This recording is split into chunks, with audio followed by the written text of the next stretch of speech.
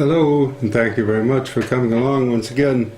Today we're going to look a little bit more at the question of the first 200 years of the slave trade.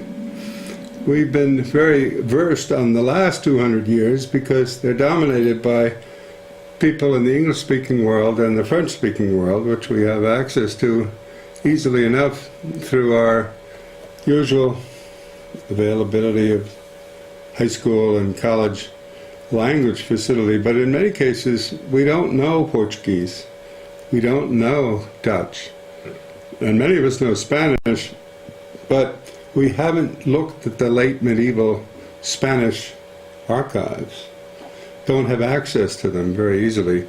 And for that reason we need to start looking across national boundaries and inviting scholars who are experts in these languages to join our seminars, as it were, and join the public discussion in the English-speaking world. So that's what we're going to look at today, and particularly focus not so much on the Portuguese and the Spanish, but on the Dutch, who have been left out of most of our discussions of the slave trade. So we're going to look at this whole question of what do we really know about the first 200 years of the Atlantic trade in Africa.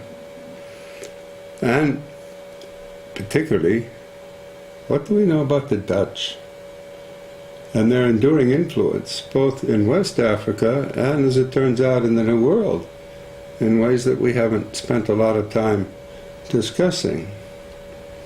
Well, the last time we talked a little bit about the fact that they had emerged in the Asian trade because of the superiority of their ships and the capacity for military conquest at sea. They were able to displace the Portuguese, who had first arrived in the Asian trade and dominated the early years of it. But the Dutch began to explore other parts of the world, and particularly North America. They settled New Amsterdam, that is, the current area of what we know as New York. If you look at the early maps, the Dutch maps in particular, they have a great deal of detail right up through New England in all of these areas, and especially starting with information about New Amsterdam. New Amsterdam becomes what we now know as New York. The Dutch created a fort on an island of Manhattan in the New World, and developed a small colony of settlers on the Hudson River as far north as Albany. This Dutch outpost was traded to the English in the late 17th century in exchange for Dutch dominance in the Spice Islands in the Banda Island chain in Indonesia. The Dutch so prized the Spice Islands and the trade in nutmeg in particular, that they traded this colony, this fort down here, which you can see at the tip of Manhattan, and their walled protection along Wall Street, as it became known.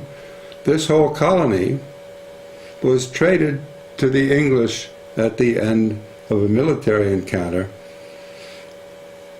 at the end of the 17th century. If it hadn't been for that, we'd still be Dutch in New York.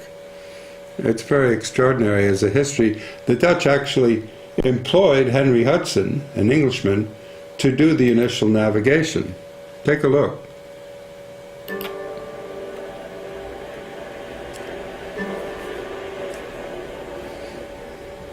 Henry Hudson, an Englishman working for the Dutch, in this little Dutch ship called the Half Moon. It was only 85 feet long.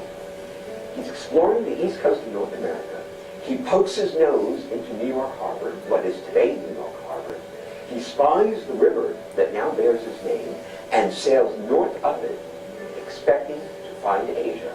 Well, we know that the Hudson River doesn't take you to China. Disappointed, he leaves and goes back home to Europe.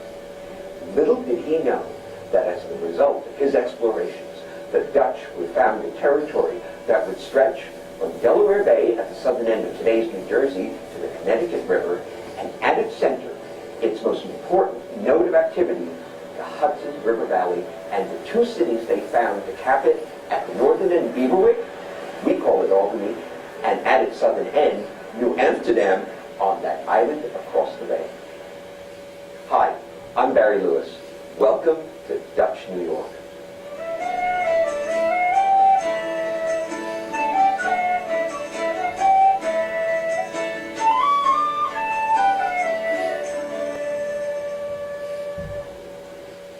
Well, we're not going to go into the history of Dutch New York here, but let's emphasize the fact that we are, in effect, a colony of a lot of European initiatives on the North American coast. And the Dutch were very prominent.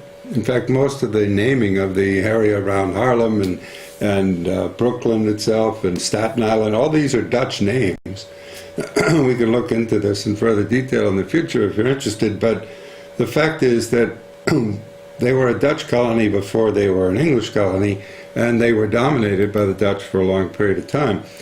So, if we take a look at that, it's fascinating to see what other parts of the world came under Dutch influence at the time.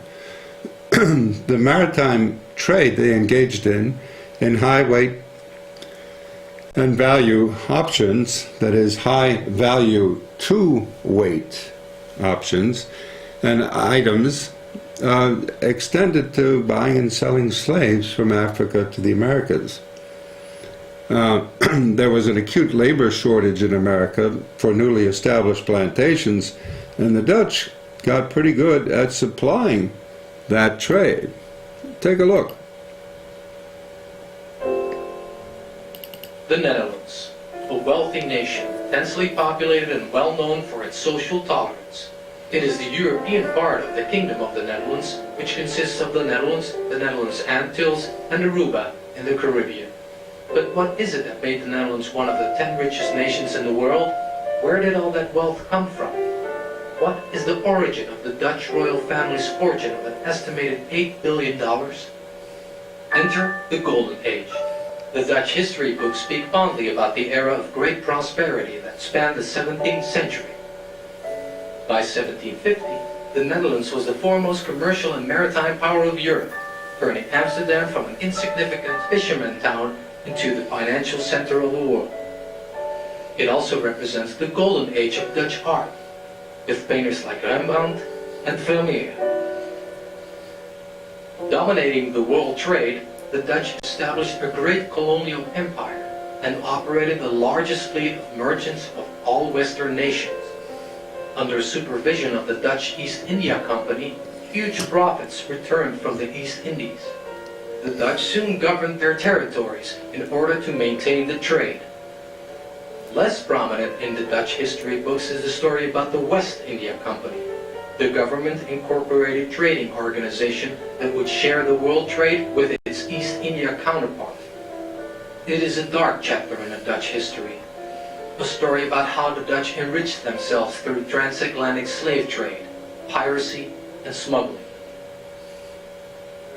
The West India Company was founded in 1621 and was given authority to conduct business and military action in West Africa and the Americas. Okay, now it's important to remember those dates. The West Indian Company, the Dutch West Indian Company, was established after the Dutch East Indian Company. The Dutch East Indian Company was the first joint stock company in human history, set up in 1607, 1608.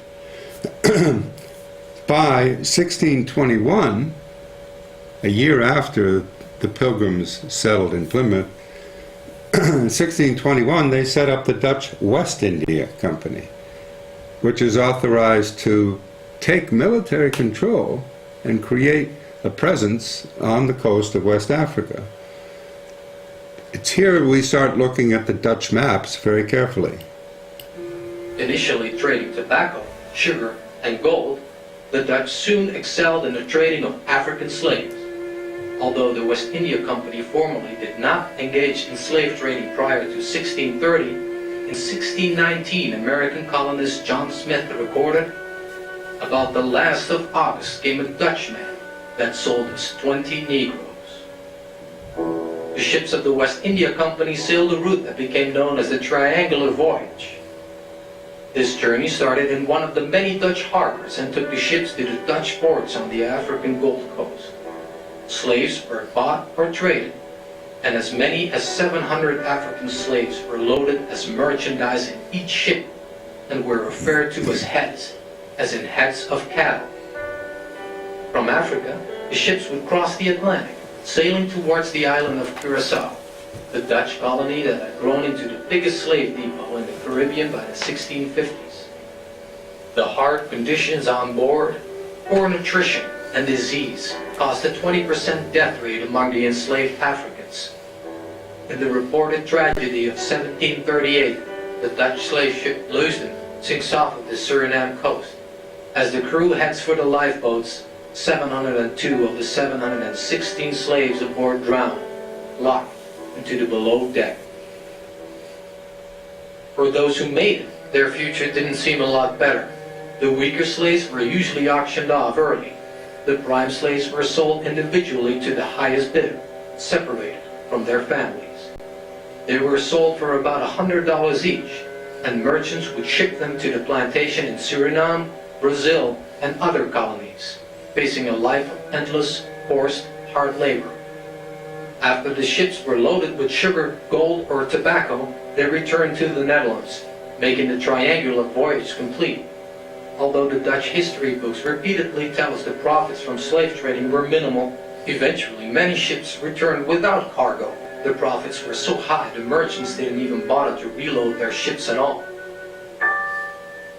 After the monopoly of the West India Company and the transatlantic trade had ended, the Middelburg Commercial Company and the West India Company caused the Dutch to dominate the transatlantic slave trade from 1750 to 1775.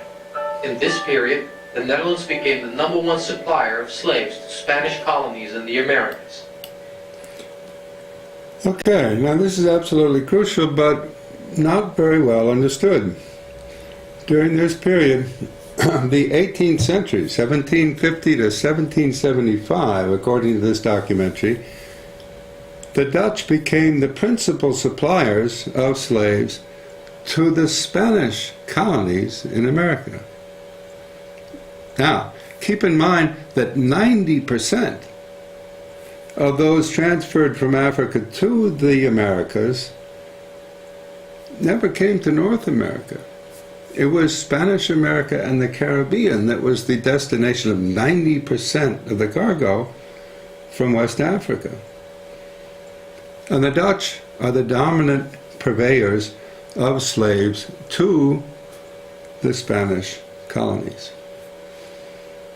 Accounting for 90% of the population, this is a pretty big omission in our understanding of the slave trade. We tend to think it has to do with bringing individuals to North America for plantation work.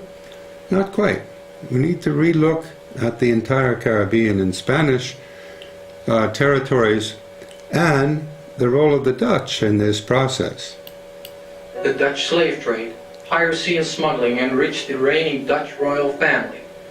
In the early 17th century, Prince Frederik Hendrik orders the construction of many palaces and builds up an astonishing art collection. Formerly, Prince Willem V was the last member of the Dutch royalty who profited substantially from the slave trade, up to the early 19th century. In 1814, the Kingdom of the Netherlands officially ends its participation in the Atlantic slave trade, partially because of the declining profits. But slavery in the Dutch colonies is not abolished until 1863, the Netherlands being the last nation in Europe. Even up until 1873, the freed slaves are under government supervision, forced to work on the same plantations for a small salary to avoid the collapse of the Dutch sugar industry. Well, this is fascinating documentary, and we ought to look into it more as part of the Dutch Maritime Trade in these valued objects, as it were. So one important new field in African history is being launched with the close digital examination of the historical texts and their printed maps. The printed maps of the Dutch of West Africa are among the richest in the world, and we can start to look at some of these in detail now and share them with each other in different academic traditions. We can call upon the Dutch to come to our assistance as they provided the maps for even these French journals. You'll see that these maps are often written in Dutch and then translated later into English. A lot of the early travel logs are written initially in Dutch and translated then into English and into French, because the Dutch were there first in West Africa. And you can see it, in fact, from the air at this point. If you take a look at one of these maps and carefully realize that they're all over West Africa, you can zoom in on some of these maps in their detail and realize that places like Saint-Georges de Bina, established by the Portuguese in 1482, is eventually taken over by the Dutch. And you can actually, with Google Earth, parachute into these places that exist now on the coast of Ghana, what we can now call Ghana. This is a very interesting aspect of the current means of using electronic technology to share information. Let's take a look, in fact, at what these things look like. You can see they're visible from space, but you can also walk around them and see how huge they are. They are enormous medieval castles built for the sole purpose of promoting the slave trade. Now, Elmina was first established by the Portuguese, but eventually it's occupied by the Dutch, and they make it a major feature of their international slave trade effort. In fact, if you look at these ramparts, you can realize that they're looking out to the ocean, and their big defenses are aimed at potential rivals coming to challenge them from the ocean, not from the land. In fact, their cannons are usually set up in such a way as to look out to the ocean. You can actually travel around and take a little tour of the interior of these castles. Look at the dungeons in which the slaves were kept before they were sent abroad on the transatlantic slave trade Middle Passage. Very important to start looking at these things, as it were, from space. They're formidable medieval castles in their own right, but when you start to look at the ways in which they were deployed and the ways in which, in the history of European maritime exchange, they're set up to shoot out to other European rivals, not to attack Africans, but to make sure that they have the lucrative toehold for the transatlantic trade. This is why these maps are becoming of supreme importance, and the Atlantic trade needs to be re-examined with the close forensic detail that we can now bring to archaeology and the study of maps. For the Portuguese, the Spanish, and the Dutch empires, we need to look at what do we really know about the first 200 years of the links between Africa and the Americas. In the English-speaking world, we don't know a whole lot. Scholars that do know about this exist in Dutch universities, in Spanish universities, in Portuguese universities. And we need to start using whatever skills we have on the internet to exchange the information with them and learn from them about mapping the slave trade in such a way that we can get a more complete understanding. This can be part of, and should be part, of a new international citizen science alliance, which is emerging around the world to work together to devise a just and sustainable future.